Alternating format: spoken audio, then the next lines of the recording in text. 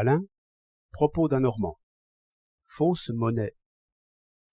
L'autre jour, dans un tramway, je vis le conducteur refuser une pièce de 50 centimes dans laquelle je n'apercevais aucun signe suspect. Le possesseur de bonne foi réclamant une preuve, le vigoureux conducteur tordit la pièce d'un coup de dent. De ce petit drame, j'ai tiré plusieurs réflexions utiles. La première, c'est que les faux monnayeurs se contentent maintenant d'un très petit bénéfice. Ils devaient y être amenés, car il n'est pas difficile de faire passer une pièce fausse de peu de valeur. Personne ne songe à la faire sonner ni à la peser. En revanche, on peut être assuré qu'il circulera un grand nombre de pièces fausses. J'ajoute que ces pièces sont en plomb argenté, et qu'il suffit d'un coup de canif pour en écailler la surface. Mais cela me conduit à des réflexions d'un autre ordre. C'est là une épreuve que personne, peut-être, ne voudra faire subir aux piécettes qu'il a dans sa poche, car on s'enlève ainsi tout espoir de faire passer la pièce, si elle est fausse. Cela est communément admis comme légitime. Mon conducteur d'omnibus ne demandait qu'à rendre intacte cette pièce qu'il savait mauvaise.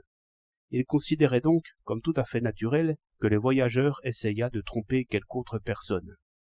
Chacun connaît le raisonnement qui calme d'ordinaire les scrupules des honnêtes gens là-dessus. On m'a donné cette pièce fausse comme bonne, j'ai donc le droit de la donner comme bonne à un autre. À celui qui se contente de ce raisonnement, je demanderai de suivre la pièce par la pensée jusqu'au moment où elle tombera dans la bourse d'une pauvre bonne femme dont le budget sera réglé, hélas, à un sou près. Si à ce moment-là, justement, la pièce perd sa livrée d'honnêtes pièces, voilà une catastrophe. Mais ne plaidons point pour le cœur. Voyons la chose sous des principes. J'achète un objet contre une pièce que je sais fausse. Si celui qui fait marcher avec moi savait ce que je sais, assurément il ne ferait point marcher. Le marché est donc injuste.